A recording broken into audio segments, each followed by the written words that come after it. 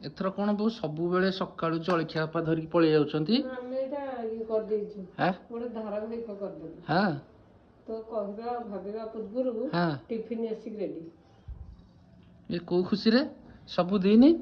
ସବୁଦିନ ଖୁସି ତ ଗୋଟେ ହେଇଯାଇଛୁ ଆଉ ହୁଁ ପୁଅ ଉପରେ ଆଉ ଯୋଉଦିନ ଦୁଃଖ ହବୁ ସେଇଦିନ ଯାହା ଅନ୍ୟ ଜିନିଷ ଥୋଇଦବୁ ଆଉ। ଆଚ୍ଛା ଏବେ ଖୁସି ଅଛି ମାନେ ଖୁସି ଜିନିଷ ଦିଆହବ। ମୋ ପାଇଁ ଉପମା ସମ୍ବର କିନ୍ତୁ ବାପା ଏଠି ଧରିକି ବସିଛନ୍ତି ଚୁଡ଼ା ପାଣି ଖାଇବେ। ଚୁଡ଼ା ପାଣି ଖାଇବେ। ଏଇଟା କ'ଣ ପାଗ ପାଣି ହବ?